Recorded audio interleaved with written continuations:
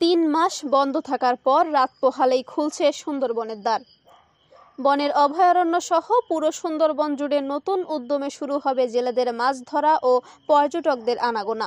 এরই মধ্যে 11টি পর্যটন কেন্দ্র ও অভয়ারণ্য এলাকাগুলোয় প্রস্তুতি সম্পন্ন করেছে বন বিভাগ।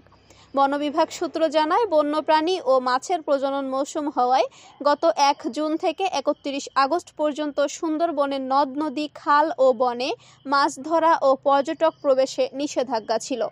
এই সময় সুন্দরবনের বিভিন্ন অঞ্চলে জেলে ও বনজীবীদের নৌযান চলাচল বন্ধ ছিল। নিষেধাজ্ঞার কারণে সংকটে পড়েছিলেন হাজার হাজার জেলে ও বনজীবী। সুন্দরবন সংলগ্ন মোংলার চিলা এলাকার জেলে বিদ্যুৎ মণ্ডল ও আব্দুর রশিদ জানান, এই 3 মাস তারা প্রায় অর্ধাহারে কাটিয়েছেন।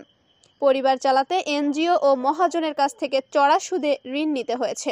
বর্তমানে তারা ট্রলার, জাল ও খাদ্য সামগ্রী প্রস্তুত করে সুন্দরবনে ফেরার অপেক্ষায় রয়েছেন। ট্যুর ব্যবসায়ীরা বলেন, কাল থেকে বনে প্রবেশের অনুমতি মিললেও এটি পর্যটনের অফ সিজন। অক্টোবর-নভেম্বর থেকে পর্যটকদের আনাগোনা বাড়বে। তারপরও কিছু পর্যটক যোগাযোগ করেছেন, সুন্দরবনে যাওয়ার জন্য বোট বা ট্রলার প্রস্তুত রাখতে বলেছেন।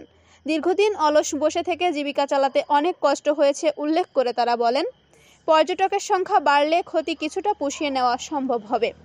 পূর্ব সুন্দরবন বিভাগের করমজল বন্যপ্রাণী প্রজনন ও পর্যটন কেন্দ্রের ভারপ্রাপ্ত কর্মকর্তা হাওলাদার আজাদ কবির বলেন, পর্যটকদের স্বাগত জানাতে কটকা, কচিখালী, করমজল, হারবাড়িয়া ও আন্ধারমানিক সহ 11টি পর্যটন কেন্দ্র প্রস্তুত রাখা হয়েছে।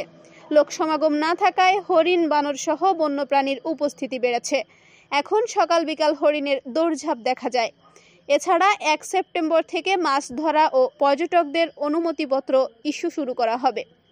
সংশ্লিষ্ট সব টহল ফাঁড়িকে প্রস্তুত থাকতে নির্দেশ দেওয়া হয়েছে বলেও জানান তিনি। Desk report, Mongla post.